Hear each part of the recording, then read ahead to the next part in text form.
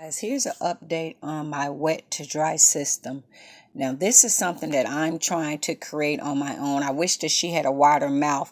So if you guys can see, I inserted a tube, and once this dries, I'm going to take an X-Acto knife and cut all the residue, because we can't have that much of the tube sticking out of her mouth. But if you see, the tube is through her neck and it goes all the way down to her vagina, and you see the tube.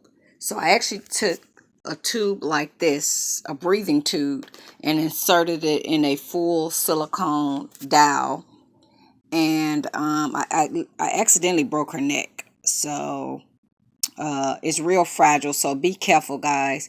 But now I'm trying to E6000 her neck back together. I gotta wait till her eyeballs come to stuff her head, and then if everything goes right, if this tube doesn't come out of her mouth, I'll be able to find a small bottle, and I will actually be able to give her a liquid, and she will actually be able to potty in a diaper. So this one will have the wet to dry system.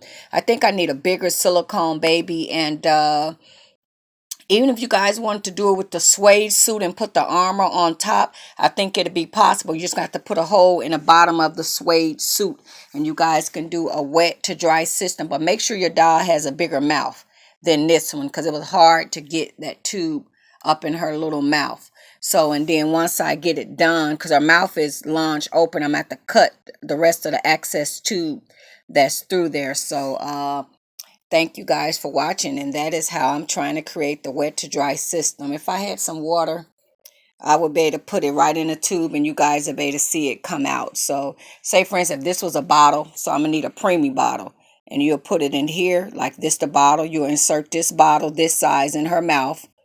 And actually, I'll probably make a bottle this size because her tube is tiny.